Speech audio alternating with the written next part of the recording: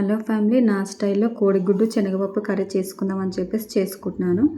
ఎలా చేసుకుంటానో మీకు కూడా చూపిస్తాను. స్టవ్ అయితే వెలిగించేసుకొని బాండీ అయితే పెట్టుకొని 2 స్పూన్స్ ఆయిల్, పచ్చిమిర్చి, ఉల్లిపాయలు కట్ చేసి పెట్టుకున్నాను. అది కూడా దీంట్లో వేసేసుకొని బాగా కలిపేసుకుంటున్నాను.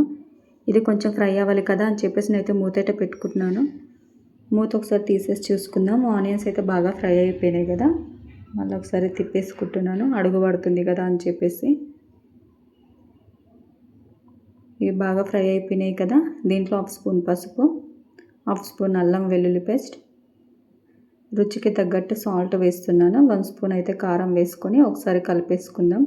నేను కర్రీ చేసుకుంటాను కదా అని చెప్పేసి పక్కకు రైస్ కూడా పెట్టేసుకున్నాను. ఒకసారి బాగా కలిపేసుకుందాం. కలుపుకున్నాం కదా, కొంచెం ఫ్రై అవ్వాలి. ఇప్పుడు దీంట్లో ఒక టమాటా వేసాను, ఎక్కువ వేయట్లేదు.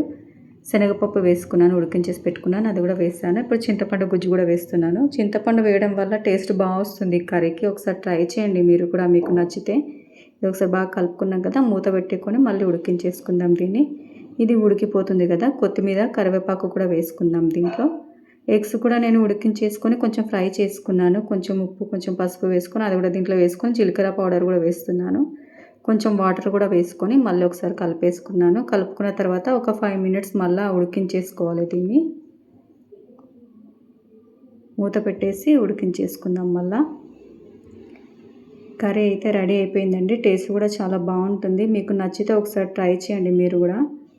మీకు ఎలా వచ్చిందో నాకు కామెంట్ చేయండి. మీరు ట్రై చేసిన తర్వాత ఈ వీడియో నచ్చినట్టయితే ఒక లైక్ చేయండి. సబ్స్క్రైబ్ చేయడం మాత్రం మర్చిపోవద్దు.